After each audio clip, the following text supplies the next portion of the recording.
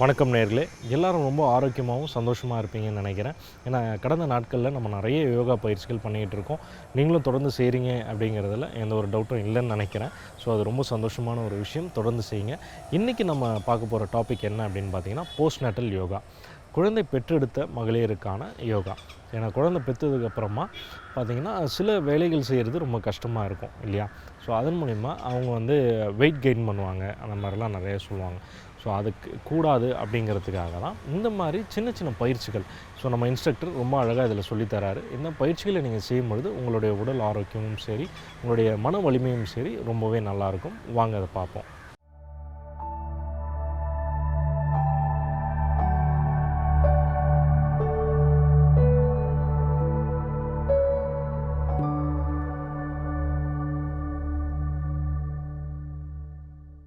வணக்கம் நேயர்களே, இன்றைக்கி நம்ம பார்க்க போகிறது பெண்கள் மகப்பேறு அடைஞ்சதுக்கப்புறம் செய்யக்கூடிய சின்ன சின்ன ஆசனாஸ் பார்க்கலாம்.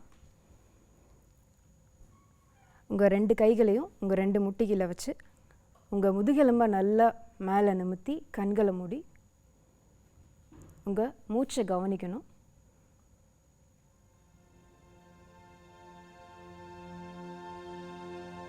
இப்போ ஸ்லோவாக நல்லா மூச்செழுத்து உங்கள் கழுத்தை ரைட் சைட் டர்ன் பண்ணி எவ்வளோ தூரம் ஸ்ட்ரெச் பண்ண முடியுமோ ஸ்ட்ரெச் பண்ணலாம்.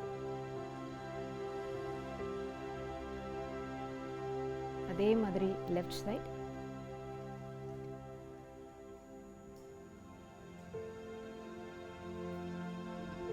திரும்ப சென்டர்.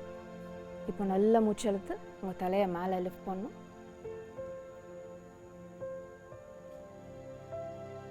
Again centre. இப்போ உங்கள் சின்ன கீழே ட்ராப் பண்ணணும். ஸ்லோவாக சென்டர். இப்போ அதே மாதிரி உங்கள் நெக்கை சைடில் ஃபுல்லாக ஸ்ட்ரெச் பண்ணணும். ஏன்னா மகப்பேருக்கு அப்புறம் உங்கள் பாடி ரொம்பவே டயர்டாக இருக்கும். ஸோ உங்கள் மூமெண்ட்ஸ்லாம் கொஞ்சம் கொஞ்சமாக ப்ராக்டிஸ் பண்ணி கொண்டு வரணும். இப்போ நல்ல மூச்செழுத்து உங்கள் ரைட் ஹேண்டை மேலே லிஃப்ட் பண்ணிக்கலாம். உங்கள் ரைட் ஹேண்டை லெஃப்ட் சைடு இயரில் ப்ளேஸ் பண்ணி ரைட் சைட் ஸ்ட்ரெச் பண்ணணும். எவ்வளோ தூரம் முடியுமோ நீங்கள் ப்ரெஸ் பண்ணலாம். இதில் உங்கள் மூச்சை கவனிக்கணும். ஒரு 10லேருந்து 8 கவுண்ட் வரைக்கும் உங்கள் மூச்சை கவனித்து ஸ்ட்ரெச் பண்ணிக்கலாம். திரும்ப ஸ்லோவாக ரிலாக்ஸ் பண்ணிக்கலாம். அதே மாதிரி லெஃப்ட் சைடு உங்கள் லெஃப்ட் ஹேண்டை லிஃப்ட் பண்ணி ரைட் சைடு இயரில் ப்ளேஸ் பண்ணணும். லெஃப்ட் சைடு ஸ்ட்ரெச் பண்ணணும்.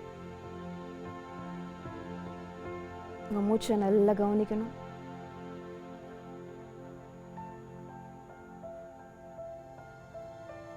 ஸ்லோவாக ரிலாக்ஸ் பண்ணிக்கலாம்.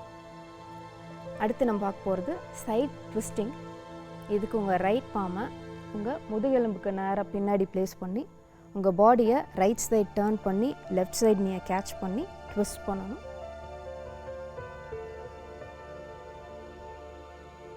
திரும்ப பேக் டு சென்டர். அதே மாதிரி லெஃப்ட் சைடு லெஃப்ட் நீயை ரைட் கேட்ச் பண்ணி left palm back side place பண்ணி ட்விஸ்ட் பண்ணணும்.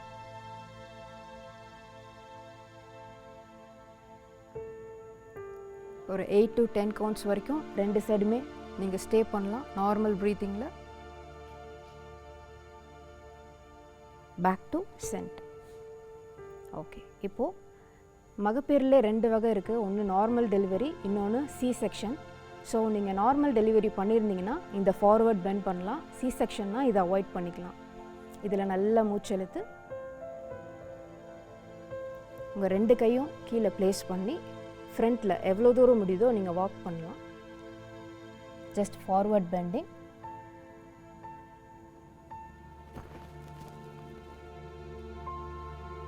ஒரு 8லேருந்து 10 கவுண்ட் வரைக்கும் நார்மல் ப்ரீதிங்கில்.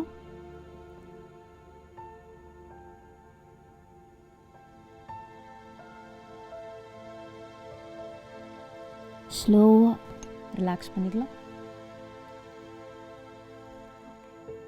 இப்போது சீட்டிங்லேயே நம்ம சைட் ஸ்ட்ரெச் பார்க்கலாம். இதுக்கு உங்கள் ரைட் ஹேண்டை ரைட் சைட் ப்ளேஸ் பண்ணிக்கணும். இதில் நல்லா மூச்செழுத்து உங்கள் லெஃப்ட் ஹேண்டை எவ்வளோ தூரம் எக்ஸ்டெண்ட் பண்ண முடியுமோ மேலே எக்ஸ்டெண்ட் பண்ணலாம். முடிஞ்சால் உங்கள் ரைட் எல்போ கூட கீழே ப்ளேஸ் பண்ணி ஸ்ட்ரெச் பண்ணலாம்.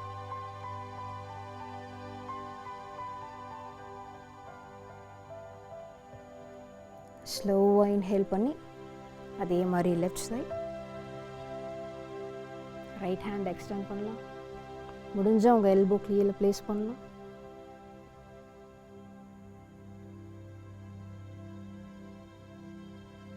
ஸ்லோவாக இன்ஹேல் பண்ணி பேக் டு சென்டர். ஓகே, இப்போ நம்ம உட்காந்துட்டு பண்ணுற சிம்பிள் மூமெண்ட் பண்ணியாச்சு. இப்போ நம்ம நின்றுட்டு பண்ணுற ஒரே ஒரு ஆசனை பார்க்கலாம்.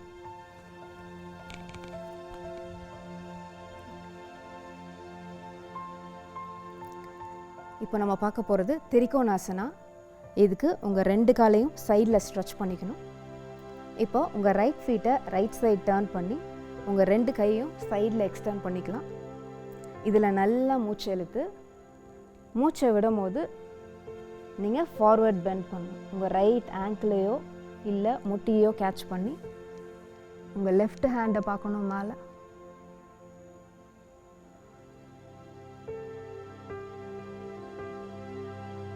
மூச்சு மேலே கவனம் இருக்கணும். இதில் ஒரு 10 to 15 கவுண்ட்ஸ் வரைக்கும் ஸ்டே பண்ணிட்டு ஸ்லோவாக பாடி லிஃப்ட் பண்ணிக்கலாம். இப்போ அதே மாதிரி லெஃப்ட் சைட், உங்கள் லெஃப்ட் ஃபீட்டை லெஃப்ட் சைட் டர்ன் பண்ணணும். கையை எக்ஸ்டெண்ட் பண்ணி நல்லா மூச்சு இழுத்து மூச்சை விடும் போது ஆங்கிளையோ இல்லை முட்டியோ கேட்ச் பண்ணி பாடி லென்த் பண்ணலாம்.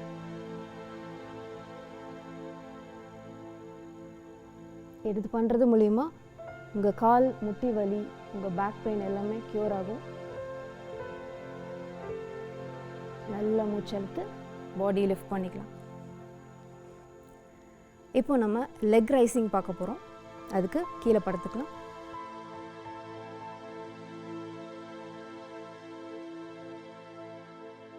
இப்போது ரிலாக்ஸாக உங்கள் மூச்சை கவனிங்க. பொதுவாக C-செக்ஷன் பண்ணியிருக்கிறவங்க இது பண்ணுறது மூலிமா கொஞ்சம் பெயின் இருந்தால் கூட நீங்கள் அவாய்ட் பண்ணிக்கலாம். நார்மல் டெலிவரினா இதை தாராளமாக நீங்கள் பண்ணலாம். உங்கள் கையை சைடில் ப்ளேஸ் பண்ணிவிட்டு நல்லா மூச்சு இழுக்கலாம். ஸ்லோவாக உங்கள் ரைட் லெக்கை மேலே லிஃப்ட் பண்ணலாம்.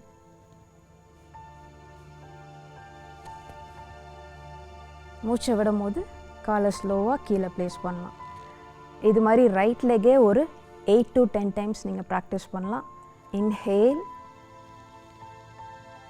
Exhale, inhale, exhale. அதே மாதிரி லெஃப்ட் லெக்கில் நல்லா மூச்செழுத்து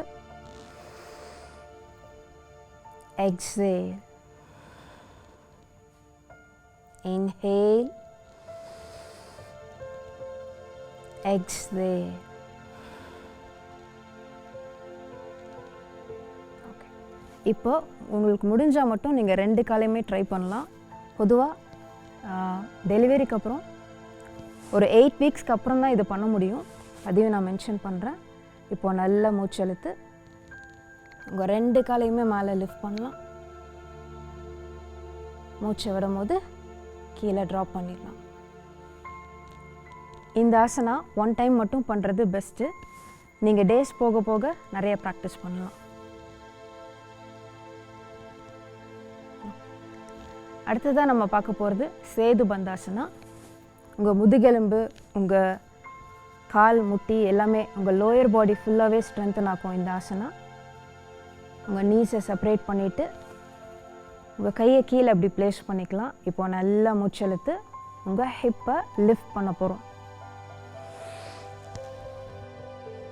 மூச்சை விடும் போது ஹிப்பை கீழே ட்ராப் பண்ணணும். திரும்ப இன்ஹேல், எக்ஸேல், இன்ஹேல், எக்ஸேல். ஒரு 8 to 10 டைம்ஸ் ப்ராக்டிஸ் பண்ணிட்டு ரிலாக்ஸ் பண்ணிக்கலாம். அடுத்தது நம்ம பார்க்க போகிறது கோப்ரா புஜங்காசனா. இதுவும் நார்மல் டெலிவரி ஆனவங்க மட்டும் பண்ணுறது best.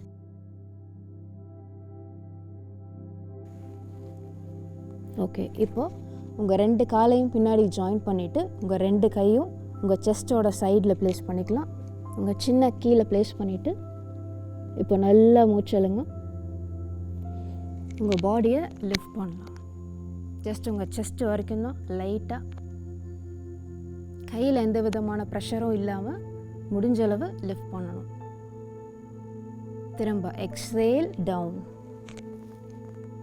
Inhale up, exhale down, inhale up, exhale down. இது மாதிரி ஒரு 8 to 10 டைம்ஸ் ப்ராக்டிஸ் பண்ணிக்கலாம். இப்போ ஸ்லோவாக இந்த போஸ்டர்லேருந்து சைல்ட் போஸ் பாலாசனா வந்துடலாம். உங்கள் காலை கொஞ்சம் நீஸை செப்பரேட் பண்ணிவிட்டு ரிலாக்ஸ் பண்ணிக்கலாம். கையை எக்ஸ்டெண்ட் பண்ணி சைல்ட் போஸ்.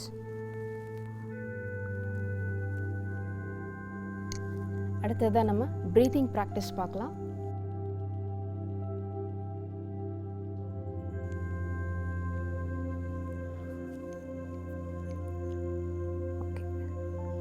இந்த ப்ரீத்திங் ப்ராக்டிஸ் பேர் அனுலோம் வில்னோம். நார்மலாக இடநாடி பிங்கள நாடின்னு சொல்லுவாங்க. நம்ம நாடிஸை சுத்தப்படுத்துறதான ப்ராக்டிஸ் தான் இது. இதை பார்க்கலாம். உங்கள் லெஃப்ட் ஹேண்டில் சின் முத்ரா வச்சுக்கோங்க, ரைட் ஹேண்டில் விஷ்ணு முத்ரா. உங்கள் முதுகெலும்பை நேராக ப்ளேஸ் பண்ணிவிட்டு நல்லா மூச்சு இழுக்கணும். இப்போ உங்கள் இந்த ஃபிங்கரில் இந்த மாதிரி ப்ளேஸ் பண்ணிக்கணும். உங்கள் 2 விரலையும் ஃபோல்ட் பண்ணிவிட்டு மீதி 3 ஃபிங்கர்ஸும் ஸ்ட்ரெச் ஆகிருக்கணும். இப்போ நல்லா மூச்சு இழுத்த அப்புறம் உங்கள் தம்மால் கட்டை விரலால் உங்கள் ரைட் நோஸை க்ளோஸ் பண்ணிக்கலாம். இப்போ உங்கள் லெஃப்ட் நாஸ்ட்ரலில் உங்கள் மூச்சை விடணும்.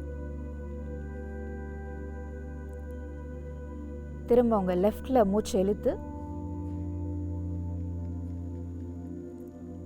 லெஃப்ட் நோஸை க்ளோஸ் பண்ணிக்கலாம் உங்கள் ரிங் ஃபிங்கரால். இப்போ ரைட் நாஸ்ட்ரலில் எக்ஸேல் பண்ணணும். திரும்ப ரைட்டில் மூச்சு இழுக்கணும். ரைட் க்ளோஸ் பண்ணிவிட்டு லெஃப்டில் மூச்சை விடணும். திரும்ப லெஃப்டில் மூச்சு இழுத்து லெஃப்ட் க்ளோஸ் பண்ணிவிட்டு ரைட்டில் மூச்சை விடணும்.